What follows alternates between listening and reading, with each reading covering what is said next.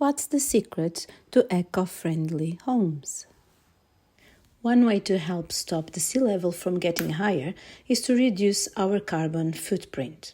Every time we do something that uses energy, like when we switch on a light, heater, or air conditioner, we create a carbon footprint. But we can try to make our carbon footprint smaller by using less energy. One way to reduce our carbon footprint is to use less energy to maintain a good temperature in our homes. But how can we build better?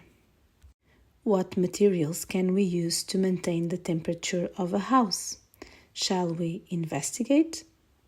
We can use nature and the characteristics of some animals that live in extreme temperatures to get ideas about how best to insulate a house.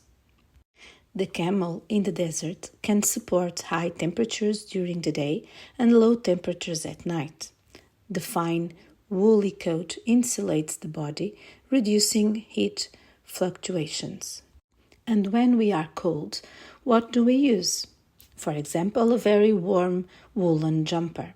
A wool jumper has a lot of air between the fibers. We can think of insulations that also have plenty of air, such as straw, paper, cotton, and wool. Let's look at the results of our experiment. The longer it takes the water to melt, the better the insulating material is. From all the materials studied, wool was the one that best prevented energy transfers, being the best insulator tested. Buildings use large amounts of energy to heat and cool.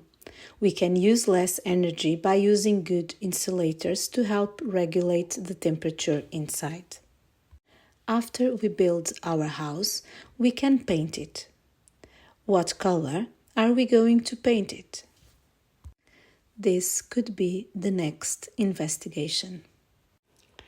Don't forget, it's important for all of us to take care of our planet.